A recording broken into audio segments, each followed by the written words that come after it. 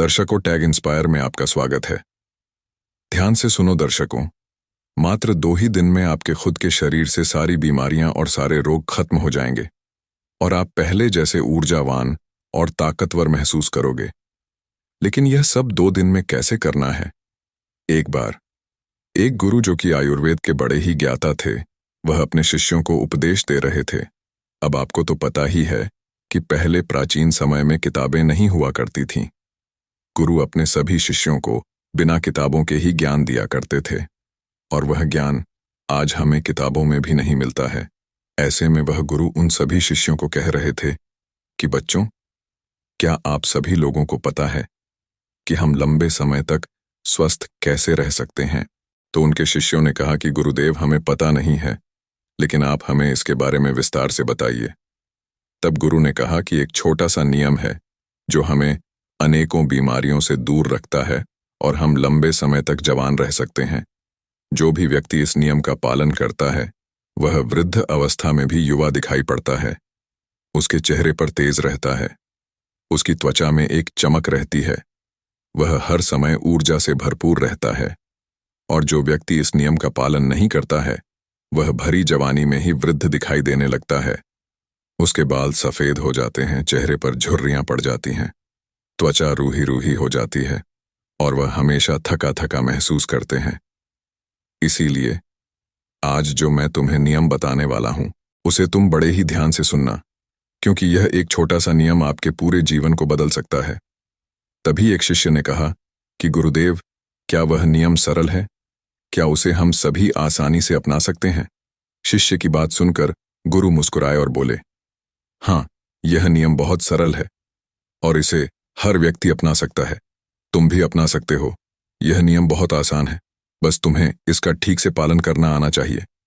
तभी वह शिष्य बोला कि गुरुदेव, लेकिन वह नियम क्या है? तब गुरु ने बताया कि वह नियम है कि हमें भूखा सोना चाहिए। गुरु की बात सुनकर शिष्य घबरा गया और गुरु से बोला कि गुरुदेव जी, आप क्या कह रहे हैं? भूखा सोना है? मुझसे तो इस नियम का पालन नहीं होगा, क्योंकि देखो, मैं तो भूखा नहीं सो सकता हूं। शिष्य की बात सुनकर गुरु फिर मुस्कुराए और बोले, पहले तुम मेरी पूरी बात तो सुनो। तुम इस पूरे नियम के बारे में तो समझो। मैं तुम्हें यह थोड़ी कह रहा हूं कि तुम सुबह भोजन करो और इसके बाद भोजन ही ना करो और रात को भूखे सोने जाओ। फिर गुरु ने सभी शिष्यों से कहा, अब आप सभी लोग मेरी बात को ध्यान से सुनो। और फिर गुरु ने बताना शुरू किया, अब तक आपने अपने जीवन शैली में जो भी बदलाव किए हैं, जिन नियमों का पालन किया है, उन सभी में से जो आज का नियम है वह महत्वपूर्ण है। यह आपको बहुत अधिक लाभ देगा। यह नियम कोई कठिन नियम नहीं है, आप सरलता से इसका पालन कर सकते हैं। इसके लिए सबसे पहले आपको इस बारे में पता होना चाहिए कि हमारे शरीर में एक प्राण शक्ति होती है जो हमारे सभी कार्यों को संपादित करती है। जैसे कि जब हम भोजन करते हैं तो वह प्राण शक्ति हमारे भोजन को पचाने में लग जाती है। हम कोई दिमाग का कार्य कर रहे होते हैं तो उस समय वह प्राण शक्ति उस दिमागी कार्य को ठीक तरीके से संचालित करने में लग जाती है। जब हम दौड़ रहे होते हैं तो दौड़ते समय भी हमारी जो प्राण शक्ति है वह कार्य करती है। वह प्राण शक्ति हमारे शरीर के हर कार्य को संपादित करती है। लेकिन यहाँ पर एक बात समझने वाली ये है कि प्राण शक्ति केवल एक समय में एक ही कार्य कर सकती है। अगर आप भोजन करते हैं और भोजन करने के तुरंत बाद अगर आप कुछ गहरी सोच में पड़ जाते हैं तो आपके पाचन तंत्र पर इसका प्रभाव पड़ेगा, क्योंकि जो प्राण शक्ति है वह पूरे तरीके से पाचन पर लग ही नहीं पाती है। उसे तो आपने बांट दिया है। प्राण शक्ति का काम था कि जो भोजन आपने खाया है वह उसको पचाए, लेकिन आप तो गहरी सोच में डूब गए और प्राण शक्ति को एक नया काम मिल गया। अगर आप भोजन करने के बाद कोई शारीरिक परिश्रम करना शुरू कर देते हैं या फिर तेज तेज चलना शुरू कर देते हैं तो यह भी ठीक नहीं है, क्योंकि प्राण शक्ति जो पूरी तरह से पाचन पर लगती थी वह अब आपके तेज चलने पर खर्च हो रही है। इसीलिए आपको भोजन करने के बाद बहुत तेज नहीं चलना है, नहीं तो आपकी प्राण शक्ति आपके तेज चलने की तरफ आकर्षित हो जाएगी। इसीलिए आपको भोजन करने के बाद धीरे धीरे ही टहलना है। इसके बाद गुरु ने उन शिष्यों को कहा कि यह तो तुम्हें समझ में आ गया होगा कि प्राण शक्ति एक समय में एक ही कार्य कर सकती है, लेकिन जब आप देर रात में भोजन करते हैं या देर से आप खाना खाते हैं तो पता है क्या होता है। इससे हमारे शरीर पर 3 प्रभाव पड़ते हैं। अब आप सभी इन 3 प्रभावों को ठीक से समझो। पहला प्रभाव जो हमारे शरीर पर पड़ता है वह यह है कि जो आपकी जठराग्नि होती है वह सूर्य के साथ काम करती है। यानी कि जैसे जैसे सूर्य का उदय होता है तो आपकी जो पाचन अग्नि है वह बढ़नी शुरू हो जाती है। दोपहर में वह बढ़ जाती है और संध्या काल में वह थोड़ी मंद पड़ जाती है। इसीलिए संध्या काल में हल्का भोजन करें, वह ठीक रहता है। और आपको यह भी ध्यान रखना होता है कि आपको शाम का भोजन सूर्य अस्त होने से पहले ही कर लेना है। अगर सूर्य अस्त हो गया तो आपकी जो जठराग्नि है वह बिल्कुल कम हो जाएगी और उस मंद जठराग्नि में जब आप भोजन करते हैं तो वह भोजन ठीक से नहीं पचता है। अगर आपने सात्विक भोजन भी किया होगा तो वह भी नहीं पचता है, क्योंकि उस समय जठराग्नि मंद थी। इसीलिए भोजन ठीक से नहीं पचता है और वह शरीर में लंबे समय तक पड़ा रहता है, ज्यादा समय तक रुका रहता है। इसी वजह से वहां पर सड़न पैदा होने लगती है और वही सड़न हमारे लिए विषाद का कारण बनती है, रोगों का कारण बनती है, आपके शरीर के लिए हानिकारक होती है। इसीलिए आपको समझना है कि आप अगर सूर्य अस्त होने से पहले भोजन करते हैं तो जठराग्नि ठीक रहती है और भोजन ठीक से पचता है। दूसरा प्रभाव जो आपके शरीर पर पड़ता है वह यह है कि रात्रि के समय जो आपकी प्राण शक्ति है वह हीलिंग में लगनी चाहिए। यानी कि शरीर में जो मरम्मत होनी है, शरीर में जो टूट फूट होती है, उसकी मरम्मत में वह प्राण शक्ति लगनी चाहिए। लेकिन अक्सर लोग क्या करते हैं, भोजन करते हैं और सो जाते हैं, जो कि बहुत गलत है। क्योंकि मैंने आपको पहले बताया कि प्राण शक्ति एक समय में एक ही कार्य करती है। लेकिन जब आप खाना खाकर तुरंत सो जाते हैं तो आपकी यह प्राण शक्ति पूरी तरह भोजन को पचाने में लगी रहती है और इस वजह से वह हीलिंग का कार्य जो है वह नहीं कर पाती है, शरीर की मरम्मत नहीं कर पाती है। और जब वह प्रक्रिया निरंतर चलती रहती है, यानी कि आप खाते हैं और सो जाते हैं, तो फिर बहुत सारी बीमारियां शुरू होने लग जाती हैं, क्योंकि आपके शरीर की मरम्मत हो नहीं पाती है।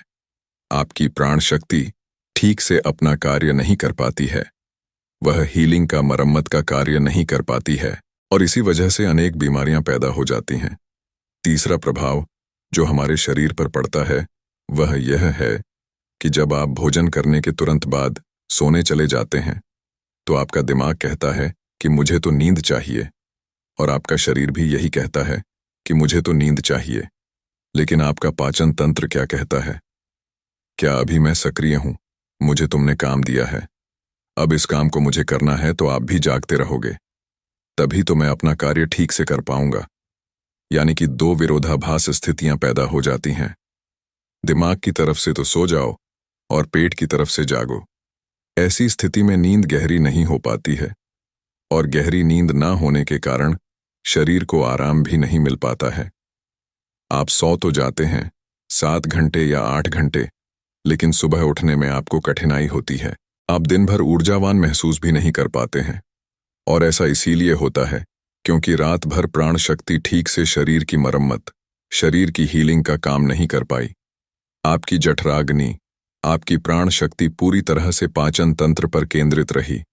उसने पूरी रात भोजन को पचाने में ही अपना समय दिया और फिर जैसे आप सुबह उठते हैं तो उठते ही फिर कुछ खा लेते हैं और इसी वजह से बार बार खाने से हमारी प्राण शक्ति पूरी तरह से पाचन पर ही लगी रहती है और शरीर के दूसरे कार्य मंद पड़े रहते हैं, जो कि शरीर के लिए बहुत जरूरी थे। यह 3 प्रभाव थे जो हमारे शरीर पर पड़ते हैं। अगर आप सूर्य अस्त होने के बाद भोजन करते हैं और भारी भोजन खाते हैं तो इससे आपकी पाचन प्रणाली पूरी तरह से बिगड़ जाती है, खत्म हो जाती है और फिर आप इसे ठीक करने के लिए चूर्ण लेते हैं, अनेक प्रकार के तरीके अपनाते हैं, तब भी यह ठीक नहीं हो पाती है। लेकिन जो स्वाभाविक प्रणाली है उस पर तो आप ध्यान ही नहीं देते हैं।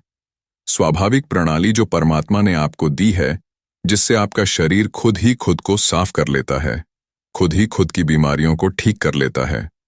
फिर गुरु सभी शिष्यों से कहते हैं कि अब मेरी बात को ध्यान से सुनो, शरीर अपनी बीमारियां अपने आप ठीक करेगा, लेकिन उसके लिए तुम्हें क्या करना है इस बात को समझो। इसके लिए आपको शाम 6 बजे से पहले अपना आहार लेना है। अगर आप शाम 6 बजे से पहले भोजन कर लेते हैं, तो उसके बाद आप 9 से 10 बजे तक सोने के लिए जाते हैं, तो आपके पास लगभग 3 घंटे का समय होता है। और जो यह 3 घंटे का समय होता है, और इसमें जो भी आपने हल्का फुल्का भोजन किया है, वह आपके पेट से नीचे उतरना शुरू हो जाता है और उसका आधा भोजन ठीक से पच भी जाता है। यानी कि आपने 7 या 8 बजे भोजन किया, तो आपका आधा भोजन 10 बजे पच गया और जो बचा वह रात्रि के 1 बजे तक पच गया। और 1 बजे के बाद जो आपकी प्राण शक्ति है, वह मरम्मत का कार्य करेगी, वह हीलिंग का कार्य करने लग जाएगी। फिर गुरु उन सभी शिष्यों से कहते हैं कि आपकी प्राण शक्ति अपने कार्य को ठीक तरीके से करें। उसके लिए आप 2 तरीकों से भूखे रह सकते हैं। मैं आपको उपवास करने के लिए नहीं बोल रहा हूं, क्योंकि उपवास करना सबके लिए संभव नहीं है। मैं आपको बता रहा हूं, उसको कहा जाता है अर्ध उपवास, या इसे पथकालीन उपवास भी कहते हैं।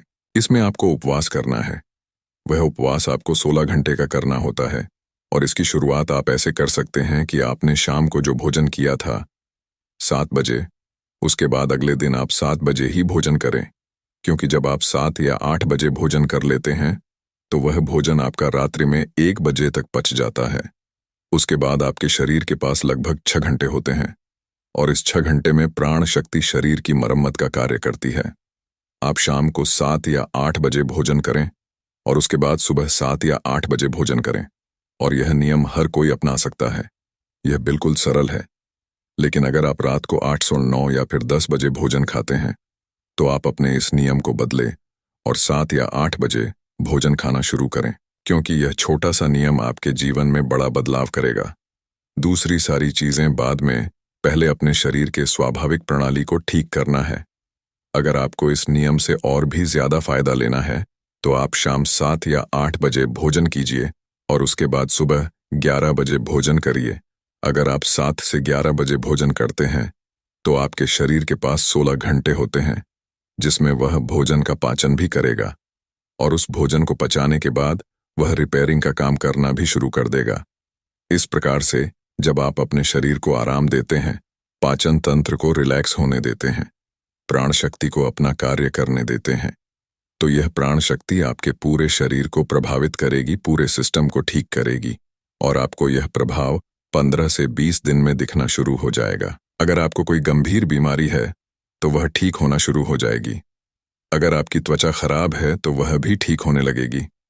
आपकी त्वचा गलौज करेगी। अगर आपके बाल बहुत ज्यादा झड़ते हैं, तो आपके बाल भी मजबूत होंगे। और अगर आपके बाल सफेद हो चुके हैं, तो वह भी धीरे धीरे काले होना शुरू हो जाएंगे। अगर आप बहुत थका थका महसूस करते हैं, तो आप ऊर्जावान महसूस करने लगेंगे। अगर आपको कोई मानसिक समस्या है, चिंता है, तनाव है, तो आपकी चिंता और तनाव भी दूर हो जाएगा। जो विद्यार्थी पढ़ते तो हैं, लेकिन उनको याद नहीं रहता है, तो उन्हें भी पढ़ी हुई चीजें जो हैं, वह याद रहने लगेगी। आपको पता है कि हमें कोई चीज याद क्यों नहीं रहती है? क्योंकि हमारा दिमाग रिलैक्स नहीं रह पाता, क्योंकि हमारी प्राण शक्ति पूरी तरह से हमारे भोजन को पचाने में ही लगी रहती है और वह दिमाग की तरफ जा ही नहीं पाती है। लेकिन आप इस नियम का पालन करेंगे तो आपकी एकाग्रता बढ़ जाएगी। दिमाग कोई भी कार्य अच्छे से करना शुरू कर देगा। अगर आप 10 घंटे का उपवास कर सकते हैं, तो आपके शरीर का फैट कम होगा। अगर आप वजन बढ़ाना भी चाहते हैं, तो आपका वजन भी बढ़ेगा, लेकिन जो एक्स्ट्रा फैट होता है वह कम हो जाएगा, क्योंकि मोटापा अनेक बीमारियों को जन्म देता है। यह नियम आपके लिए हर प्रकार से उपयोगी है। तभी गुरु की बात सुनकर उनमें से एक शिष्य खड़ा हुआ और उनसे बोला कि गुरुदेव, मेरे मन में 2 प्रश्न उठ रहे हैं, कृपया करके आप उनका भी जवाब दीजिए। गुरु ने कहा कि पूछो बेटा, तुम्हारा क्या प्रश्न है? तब शिष्य ने कहा कि गुरुदेव, अगर हम शाम को 7 बजे भोजन करते हैं, उसके बाद हम 10 बजे तक सोने जाते हैं, तो अगर हमें भूख लगे तो हम क्या करें? शिष्य की बात सुनकर गुरु ने कहा कि बेटा, इसके लिए तुम्हें सबसे पहले यह समझना होगा, हमारे शरीर की प्रत्येक कोशिका का एक सिस्टम होता है। वह बाहर से कैलोरी लेती है, जो हम भोजन खाते हैं, उससे वह ऊर्जा का निर्माण करती है और उसी से हमारा शरीर भी चलता है। लेकिन अगर कोशिकाओं को निरंतर बाहर से आहार मिलता रहता है, तो उसी से वह निरंतर ऊर्जा बनाती रहती है। लेकिन जब आप कुछ समय तक भोजन नहीं करते हैं और बाहर से कोशिकाओं को ऊर्जा मिलना बंद हो जाती है, तो ऐसी स्थिति में कोशिकाएं अपने अंदर जो वेस्ट मटेरियल पड़ा रहता है, उससे ही, चाहे वह गलत तरीके का प्रोटीन ही क्यों ना हो, कोई बैक्टीरिया ही क्यों ना पड़ा हुआ हो, वह उनका अवशोषण करके ऊर्जा का निर्माण करना शुरू कर देती है। इस स्थिति में कोशिकाओं की सफाई होना शुरू हो जाती है, और इस प्रक्रिया में यह होता है कि जो कोशिकाओं के अंदर एक संरचना होती है जिसे लाइसोसोम कहा जाता है, लाइसोसोम के अंदर कुछ एंजाइम होते हैं, और यह एंजाइम जो वेस्ट मटेरियल कोशिका के अंदर है उसका पाचन करके उससे ऊर्जा का निर्माण करना शुरू कर देते हैं। यानी कि आपकी कोशिकाएं जब उसे बाहर से ऊर्जा नहीं मिलती है तो वह अपने अंदर के वेस्ट मटेरियल को इकट्ठा करके उसी से ऊर्जा बनाती है, और इसी तरीके से हमारे शरीर की डिटॉक्स प्रणाली भी शुरू हो जाती है। और यह डिटॉक्स प्रणाली आप कुछ खाकर या कोई भी औषधि लेकर शुरू नहीं कर सकते हैं।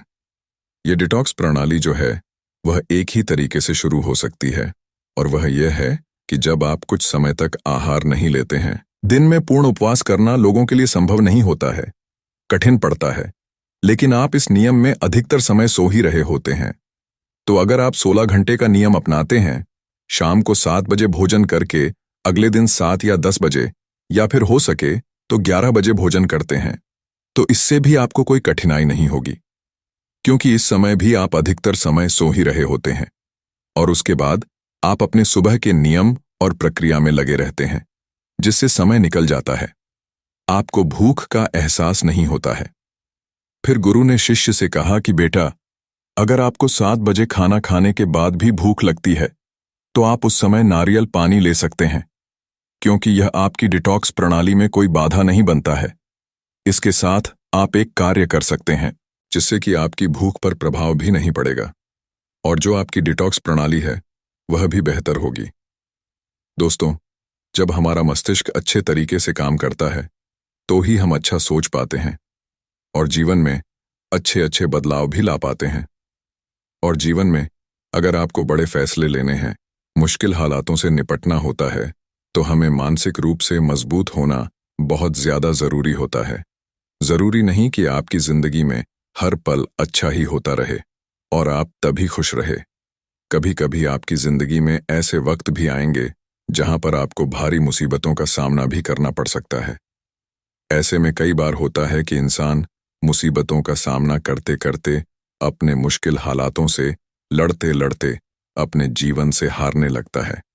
लेकिन वहीं पर जो इंसान मानसिक रूप से मजबूत होते हैं, वह इन मुश्किल हालातों से अपने कठिन समय से बाहर जरूर निकल आते हैं। एक बार एक बौद्ध महात्मा आश्रम में अपने शिष्यों को दिमाग के ऊपर कुछ प्रवचन दे रहे थे। गुरु कह रहे थे कि इंसान के मस्तिष्क के विचार कभी अच्छे होते हैं तो कभी बुरे होते हैं। अच्छे विचार जब उसके दिमाग में जन्म लेते हैं तो वह अच्छी और कल्याणकारी बातें सोचता है, लेकिन वहीं पर अगर बुरे और गलत भावनाएं जन्म लेती हैं तो उससे उसका पतन होता है। तभी उन्हीं में से एक कमलकांत नाम का शिष्य खड़ा होता है और गुरु से पूछता है कि गुरुवर, क्या कुछ ऐसा तरीका आप बता सकते हैं जिससे कि हम अपने मस्तिष्क को मजबूत और ताकतवर बना सकते हैं, खुद को मानसिक रूप से मजबूत बना सके।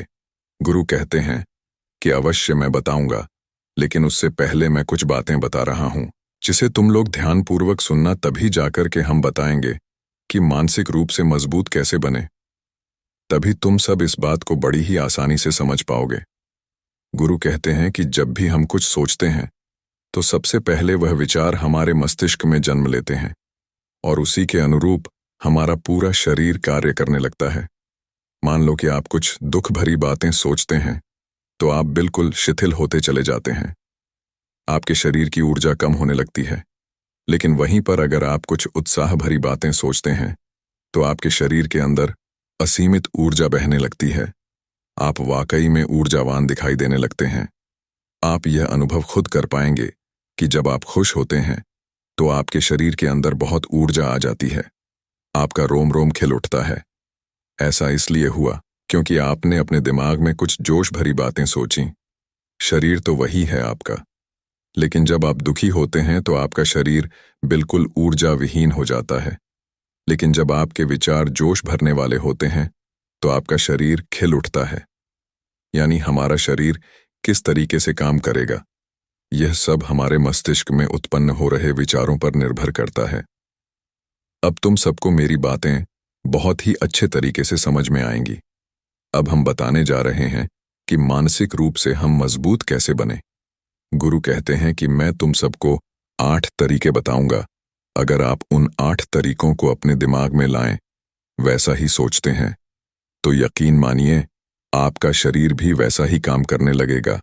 जैसा कि मैं पहले बता चुका हूं कि जब आप दुखी होते हैं तो आपका शरीर ऊर्जा विहीन होने लगता है, लेकिन जब आप खुश होते हैं, आपके दिमाग में अच्छा विचार आया और आप खुश हो गए, तो आपके शरीर में अच्छी ऊर्जा बहने लगती है। इसका मतलब यह है कि अगर हम वह 8 तरीके जान लें और वही हम अपने दिमाग में सोचे, तो हमारा शरीर भी ऊर्जा और जोश से भर जाएगा। अर्थात हम मानसिक रूप से मजबूत बन जाएंगे। और वास्तव में जब आप मानसिक रूप से मजबूत बन जाएंगे, तो आप मुश्किल हालातों का सामना भी बड़ी ही आसानी से कर लेंगे। गुरु कहते हैं कि शिष्यों, मानसिक रूप से मजबूत बनने का पहला नियम है, जो हो चुका है उसकी परवाह करना छोड़ दो। गुरु कहते हैं कि शिष्यों, मुझे यह बताओ कि सूर्य किस दिशा में उगता है। तो सभी शिष्यों ने एक साथ जवाब दिया कि गुरुजी, सूर्य पूर्व दिशा से निकलता है। फिर गुरुजी ने कहा कि अगर मैं यह कहूं कि सूर्य पश्चिम दिशा से निकले, तो क्या वह निकलेगा? सभी शिष्य कहते हैं कि बिल्कुल भी नहीं गुरुजी, सूर्य तो पूर्व दिशा से ही निकलेगा। हम उसके स्थान को, उसके जगह को बदल नहीं सकते हैं। फिर गुरु कहते हैं कि मान लो बारिश का मौसम है, और अगर मैं यह बोलूं कि बारिश बंद हो जाए, तो क्या हमारे बोलने से बारिश बंद हो जाएगी? शिष्य कहते हैं कि नहीं गुरुवर, वह तो मौसम में बदलाव की वजह से होगा। जब मौसम में बदलाव होगा तो बारिश बंद हो जाएगी। फिर गुरुजी कहते हैं कि अगर मैं तुम लोगों से यह कहूं कि ठंडी के मौसम में गर्मी पड़ने लगे, तो ऐसा होने वाला तो नहीं है। शिष्य कहते हैं, गुरुवर, आप ठीक कह रहे हैं, ये कभी नहीं हो सकता कि ठंडी के मौसम में गर्मी पड़े और गर्मी के मौसम में ठंडी पड़ने लगे। ये मौसम तो प्रकृति पर निर्भर करता है, जो कि हमारे बस में नहीं है। फिर गुरु कहते हैं कि ठीक उसी प्रकार अगर जो चीज़ हमारे वश में नहीं होती है, या जो बातें घटनाएं बीत चुकी हैं, अगर हम उन घटनाओं को लेकर के बार बार परेशान होते रहेंगे या उसकी बहुत ज्यादा परवाह करेंगे, तो क्या हम भूतकाल की घटनाओं को बदल सकते हैं? शिष्य कहते हैं कि नहीं गुरुवर। फिर गुरु कहते हैं कि अगर तुम उन बीती घटनाओं को लेकर के बार बार चिंता में रहोगे और उस चीज की परवाह करोगे, तो तुम परेशान होते चले जाओगे। इसीलिए तुम्हारी जिंदगी में जो घटित हो चुका है, कोशिश करो उसे भुलाने की, और उसका एकमात्र तरीका है कि आप अपने आने वाले समय पर, आने वाले भविष्य पर, आने वाली चीजों पर अपना ध्यान केंद्रित करिए। गुरु आगे कहते हैं कि मानसिक रूप से मजबूत बनने का दूसरा नियम है ध्यान करने की आदत डाले। गुरु कहते हैं कि गौतम बुद्ध जब सत्य की खोज में निकल पड़े थे, तो उन्होंने बहुत सारे उपाय किए, बहुत सारे कर्मकांड किए, लेकिन उन कर्मकांडों की वजह से उन्हें बहुत ज्यादा कुछ हासिल नहीं हुआ और उनका शरीर दुबला पतला होता चला गया। लेकिन वह सत्य की खोज करने में असमर्थ रहे। उनके गुरुओं ने उन्हें बहुत सारे कर्मकांड उपाय बताए, लेकिन उन कर्मकांड का कोई मतलब नहीं हुआ। अंत में जब भगवान गौतम बुद्ध स्वयं ध्यान की अवस्था में बैठे, तो धीरे धीरे ध्यान की गहराइयों में जाकर के उन्हें वह सारी चीजें मिलने लगी जिस चीज की वह खोज में निकल पड़े थे। ध्यान के जरिए वह अपने सभी विचारों पर विजय पा लिए थे। उन्होंने पापी मार्ग को पराजित किया, काम वासना पर विजय पाई, अपनी हर एक भावना पर वह विजय पा लिए। और यह सब तभी हुआ जब वे ध्यान की गहरी अवस्था में बैठे और कई दिनों तक ऐसे ही बैठे रहे। ध्यान करने से हमारा मन और मस्तिष्क बहुत ही शांत हो जाता है। जैसे कि अगर हम किसी वस्तु पर या किसी के बारे में या किसी चीज के बारे में जब विचार करते हैं, तो हमारा पूरा ध्यान उसी पर केंद्रित रहता है। हमारा दिमाग ज्यादा इधर उधर भागता नहीं है और हम चीजों को बहुत ही अच्छे तरीके से समझ पाते हैं। ध्यान ही एक ऐसा तरीका है जो आपको हर तरीके से आपके दिमाग को मजबूत बनाता है।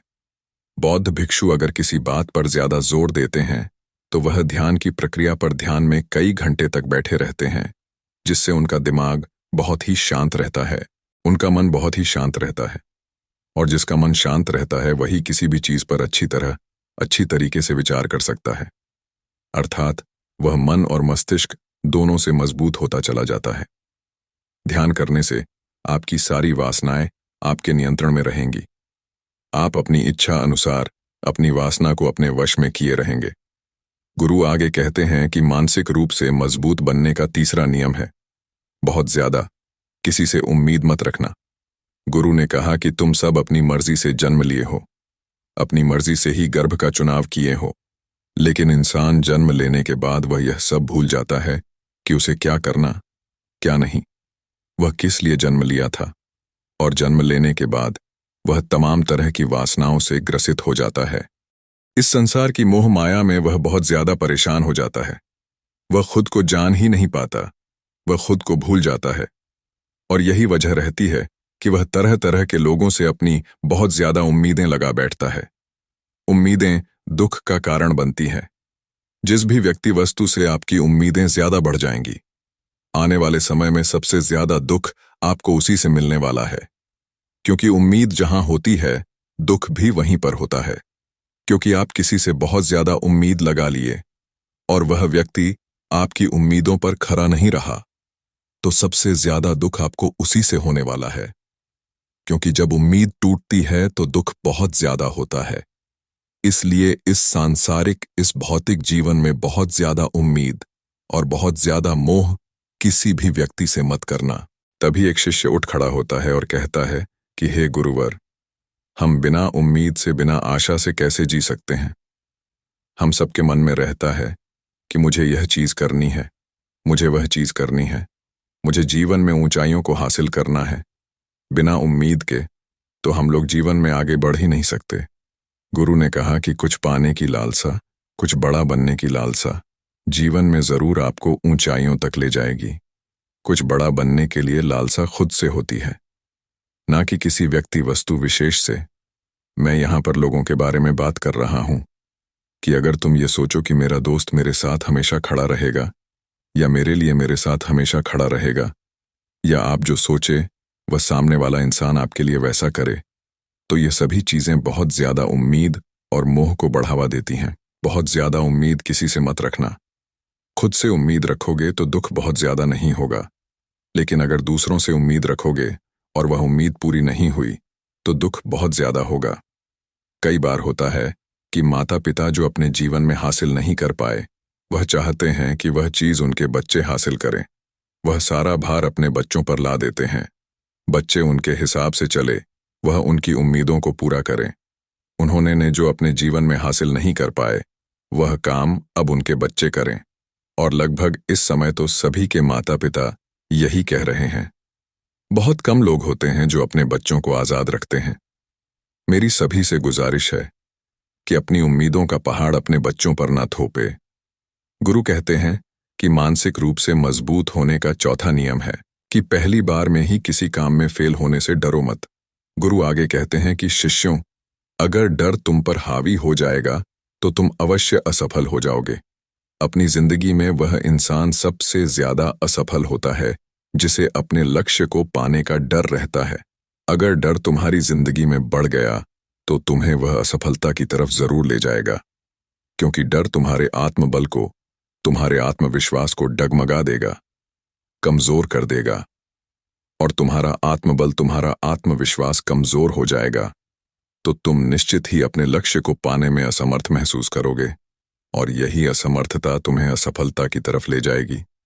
इसलिए जीवन में जब तुम अपने लक्ष्य की प्राप्ति के लिए आगे बढ़ो तो मन में किसी भी चीज की शंका मत रखो कि मैं फेल हो जाऊंगा, अगर यह नहीं हुआ तो यह हो जाएगा। यह सब बातें अपने दिमाग में मत लाओ, क्योंकि यह सभी बातें आपको डर की तरफ ले जाएंगी।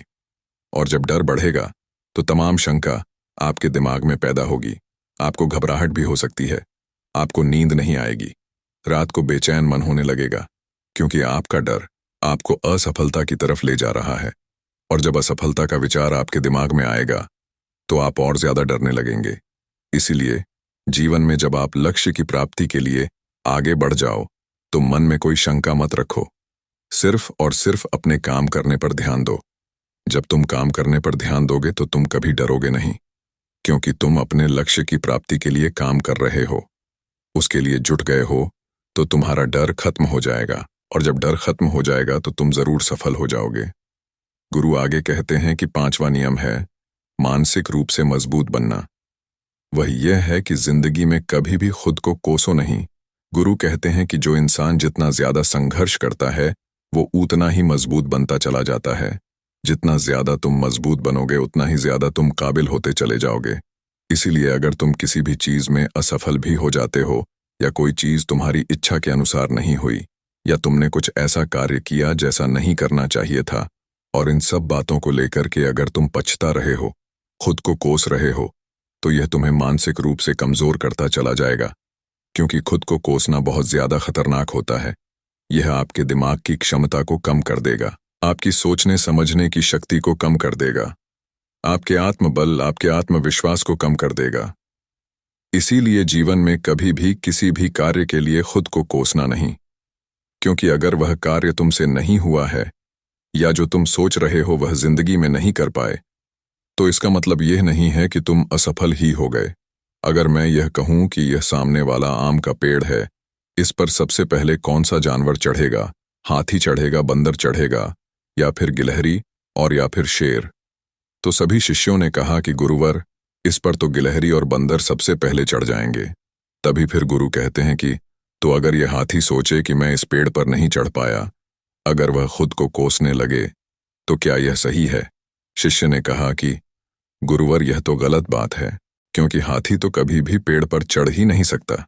हाथी तो पेड़ पर चढ़ने के लिए बना ही नहीं है। गुरु कहते हैं कि ठीक इसी प्रकार हर एक व्यक्ति का काम करने की कला का, दिमाग का अलग अलग महत्व होता है। कोई किसी कार्य में माहिर होता है तो कोई किसी कार्य में। बस हमें इसी को समझने की जरूरत होती है। जरूरी नहीं कि दुनिया के लोग जैसा कर रहे हैं तो तुम भी वैसा करो। तुम अपनी प्रतिभा के हिसाब से कार्य को करो। अगर तुम अपनी प्रतिभा के हिसाब से करोगे तो तुम उसमें जरूर सफल हो जाओगे। गुरु आगे कहते हैं कि मानसिक रूप से मजबूत बनने का छठा नियम है अपनी ऊर्जा को व्यर्थ में बर्बाद मत करो। गुरु कहते हैं कि तुम सबके अंदर अब भी बहुत ऊर्जा है। कभी भी अपनी ऊर्जा को गलत कार्यों में, गलत लोगों पर बर्बाद मत करना, क्योंकि अगर तुम अपनी ऊर्जा को बर्बाद करोगे तो वह तुम्हें बर्बादी की तरफ ले जाएगी। इसीलिए अपनी ऊर्जा को अपने लक्ष्य में लगाओ, क्योंकि अभी तुम सबके पास बहुत ज्यादा ऊर्जा है। अगर तुम सब पूरी ऊर्जा के साथ अपने लक्ष्य पर जुड़ जाओगे तो तुम जरूर सफल हो जाओगे। लेकिन अगर तुम ऊर्जा को गलत जगह पर लगा रहे हो तो तुम्हारी ऊर्जा बिखरने लगेगी, और जब ऊर्जा बिखरने लगेगी तो तुम कभी भी अपने लक्ष्य की प्राप्त नहीं कर पाओगे। गुरु आगे कहते हैं कि मानसिक रूप से मजबूत बनने का सातवां नियम है सुनो सबकी, लेकिन करो अपने मन की। गुरु कहते हैं कि शिष्यों, पहले ध्यान से तुम यह पता करो कि तुम्हारे अंदर कितनी क्षमता है। अगर तुम सबको अपनी क्षमता के बारे में पता है तो तुम अपनी क्षमता के हिसाब से कार्य को करो। भले लाखों लोग तुमसे यह बोले कि तुम इस कार्य को नहीं कर सकते हो, उस कार्य को नहीं कर सकते हो, तो तुम कभी भी उन पर भरोसा नहीं करना या उनके हिसाब से मत चलना, क्योंकि शरीर तुम्हारा अपना है। तुम्हें खुद के बारे में सबसे ज्यादा तुम ही जान पाओगे। कोई दूसरा तुम्हारे बारे में तुमसे ज्यादा नहीं जान पाएगा। तुम सबको अपने अपने बारे में पता होगा, अपनी अपनी क्षमता के बारे में पता होगा कि तुम इस कार्य को या किसी भी कार्य को कैसे कर सकते हो। कोई किसी कार्य को बहुत जल्दी कर सकता है तो कोई थोड़ा समय लगा सकता है। ये सब बातें तुम सबको खुद के बारे में सबसे ज्यादा तुम ही को ही पता होगी। तुम्हारे अंदर जो क्षमता है, अपनी क्षमता के हिसाब से ही अपने कार्य का चुनाव करो, और जब तुम अपनी क्षमता के हिसाब से कार्य को करोगे, खुद के अंदर की आवाज को सुनोगे, तो तुम जीवन में जरूर आगे जाओगे। कई बार होता है कि लोग खुद की क्षमता को पहचानते ही नहीं। जैसा दूसरे लोग कह रहे हैं वह वैसा ही करने लगते हैं और अपनी जिंदगी का ढेर सारा समय यूं ही बर्बाद कर देते हैं।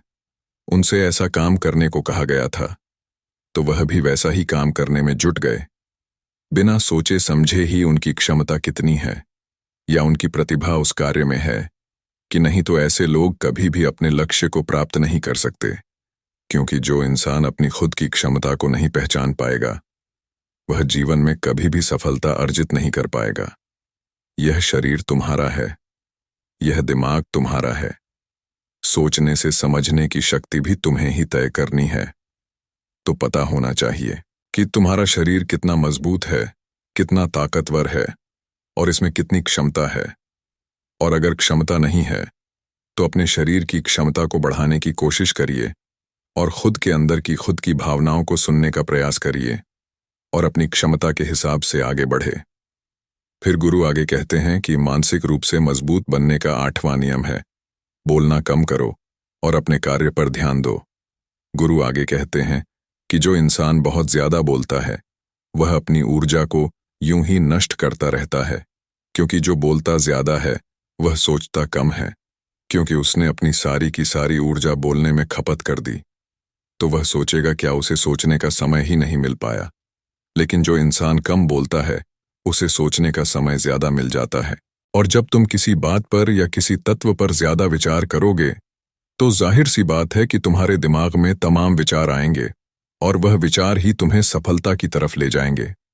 गुरु कहते हैं कि शिष्यों, अगर मैं तुमसे कुछ सवाल पूछता हूं तो सबसे पहले तुम सोचते हो, तुरंत बोल तो नहीं देते।